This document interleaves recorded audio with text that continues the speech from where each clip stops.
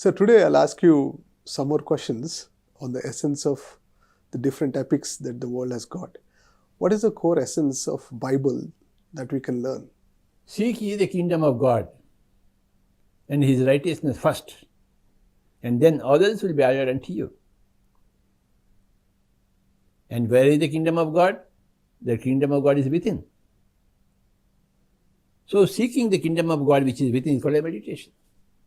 He didn't use the word meditation, but that's what he meant. The whole life of Jesus Christ can be summed up in one word called as meditation in our language. Beautiful, sir. Sir, you also have studied Chinese philosophers. That's what I heard when you were telling in a class. What can we learn from Confucius' teachings, which the Chinese consider... Lao Tzu, Chuang-Tzu, Confucius, they're all very great masters.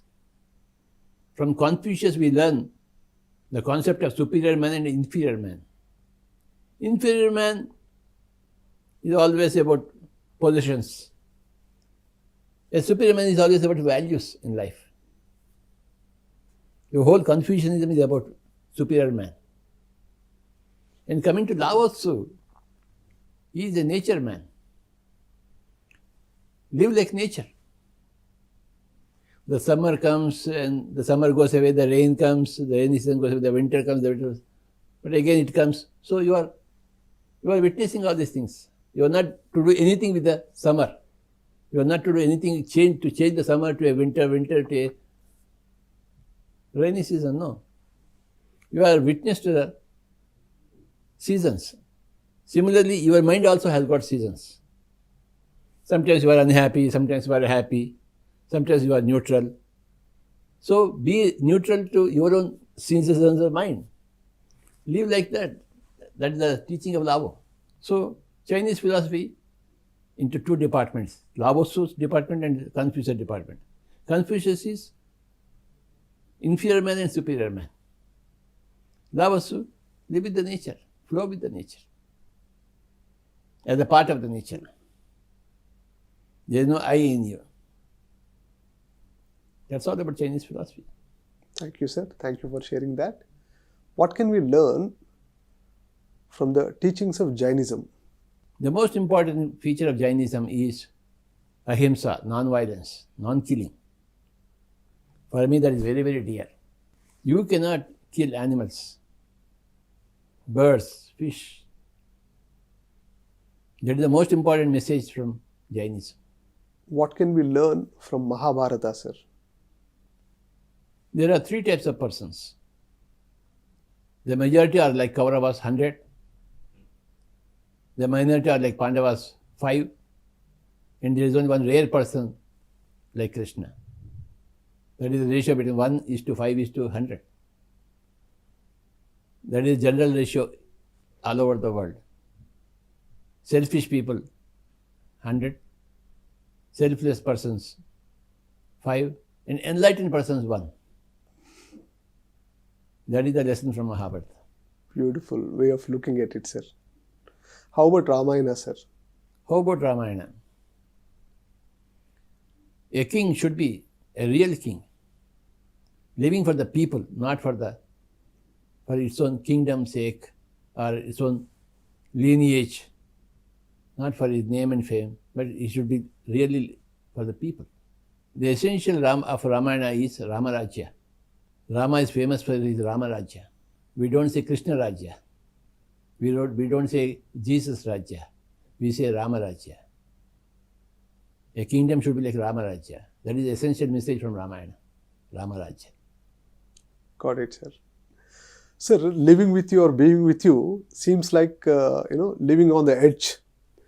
So it seems a very sharp walk on a very thin wall. Maybe some people call you as a Zen master. What is Zen? And do you practice it in any which ways? I don't know what is Zen. How do you define Zen? Maybe from what I have known, a Zen master is one who is so unpredictable. One thing. It's not because of unpredictable, it is ruthlessness. Ruthlessness. A Zen master always has a big stick in his hand. If you move unnecessarily, he will hit you. Any movement should be purposeful. Every word, every thought should be purposeful. Even if you have a wrong thought, he will perceive that wrong thought in your mind, it will hit you. A Zen master is ruthless, pitiless fellow. No pity for the Zen master. Yes, I am a Zen master. I don't have any pity for anybody. Yeah, we see it, sir. Sir, what can we learn from Sufism? They are mad with the other world. They are mad people. They don't care. Like the Avadhutas in Hinduism. They are only dancing in ecstasy. Ecstasy of the truth. Dancing in ecstasy of the truth is Sufism. Like Chaitanya Mahaprabhu. He always dances. Sufis are the same. So Osho talks about creating a new man on the lines of Zorba the Buddha, a Buddha who celebrates. So what is your view on it, sir? Zorba is not a celebrate fellow, he enjoys. He enjoys. He is not anti-enjoyment. Okay. He is pro-enjoyment. And Buddha is a pro-enlightenment. Zorba is pro-enjoyment. So simultaneously you have to be pro both enjoyment as well as enlightenment. That is the Zorba the Buddha concept, or the Osho's concept. And your enlightenment is not anti to your enjoyment. Your enjoyment is not anti to your enlightenment. They both go together hand in hand. That is the great contribution of Osho. Thanks for mentioning Osho. I can pay my pranams to him. Thank you, sir. Sir, you also tell there's no need for vairagya or renunciation. We need to enjoy or celebrate. Or that is the Zorba the Buddha concept. Okay. That is the Zorba the Buddha concept. Okay. When did it first occur to you this way, sir? Which one? That we need to celebrate or we need to enjoy life rather than renunciation. Everybody believes in celebration, yeah. Okay. Innately, everybody there is celebration. But outwardly, the society, Yeah. you are afraid of the society. The society, the religion, the belief systems. Otherwise, if the society was not there, you must remove your clothes and happily dance nakedly, like any animal does. Alone, you are not afraid, you are not shameful of your nakedness. It is the society which makes you shamed. In spite of this society, we must learn how to enjoy ourselves, how to celebrate ourselves all the time. You must become a Zorba the Buddha. Beautiful, sir. Sir, in your schooling itself, you have studied Indian philosophy. And you may have come across so many dharmas. You may have read many, many books. And how did you feel that there was a need for a society like PSSM to flourish? There was a gap that is there in the context of world spirituality or Indian spirituality. When I was a student, I did not feel any necessity for any society like this. I was searching for my own truth, that's all. Later, in the process of my searching for truth, when I went to so many institutions, I was not happy to see the way those institutions are trying to teach the subject to others. I could find many fault lines everywhere. Insufficient or wrongful concepts everywhere. So, I tried many institutions, to join many institutions. But I couldn't fit myself there. Ultimately, I came to know that I am more enlightened than every other fellow. So I had to start my own activity, which led to my own organization. It was not a planned affair. It evolved like that. It just happened like that. It just happened like that. Gradually. Wonderful, sir. And we see now PSSM as such a massive movement across the world in so many countries. So, it is a confirmation of the point that there are many people like me. I am not the only one person like me. Every other person who is like me has come to the same conclusion, has joined PSSM. There are millions of people like me with the same thirst for knowledge, with the same bent of mind. So I am very happy to be in PSSM. Beautiful, sir. Beautiful. Sir, so many people know the truth. Even while they know the truth, many of them doesn't have courage to live the truth. So how can one gather that courage to live the truth? It takes incarnational efforts. It doesn't come in one incarnation. It's a matter of old souls, not young souls. Okay. So all the old souls have gathered in PSSM. And that's how PSSM has become such a large organization.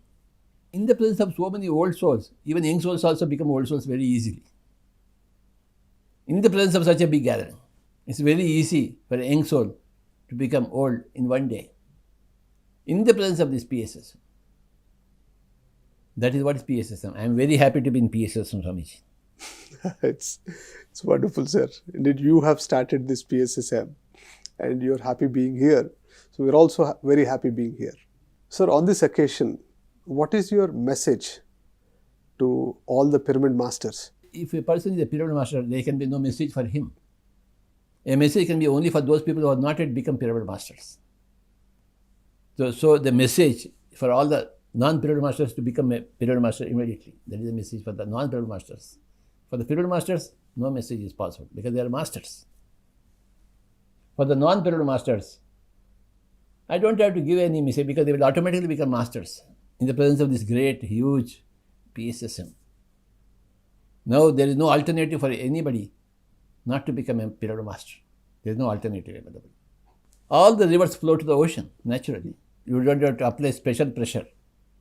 Similarly, all the people will become pyramid masters in no time. As all pyramid masters have already become, the rest of the people also will become pyramid masters in no time. That's what I see. All the 7.5 billion people will become pyramid masters on the earth planet. Wonderful, sir. Indeed, my next question, what I thought was, what do you think about the future of PSSM? But now I got that answer right now. Wonderful. So a personal question from my side. What is consciousness? That which speaks from this mouth is called a consciousness. That which hears in this ear is called a consciousness. That which is thinking from this fellow is consciousness. That is the consciousness. Can we expand this consciousness? You can become aware of the expansion of the consciousness. Consciousness is already expanded all over the cosmos.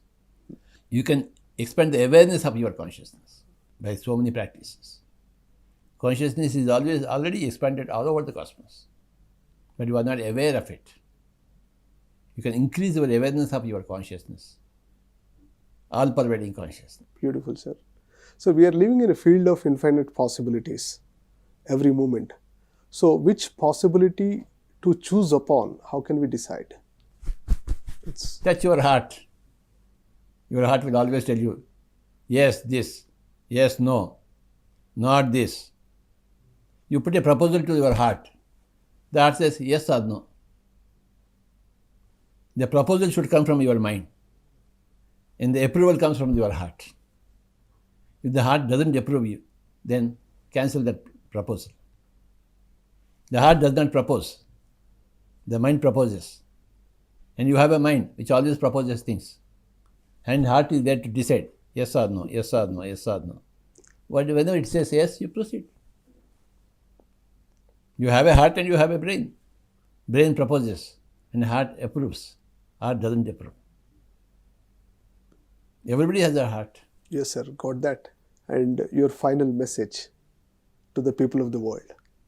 Enjoy your life and increase your wisdom every day.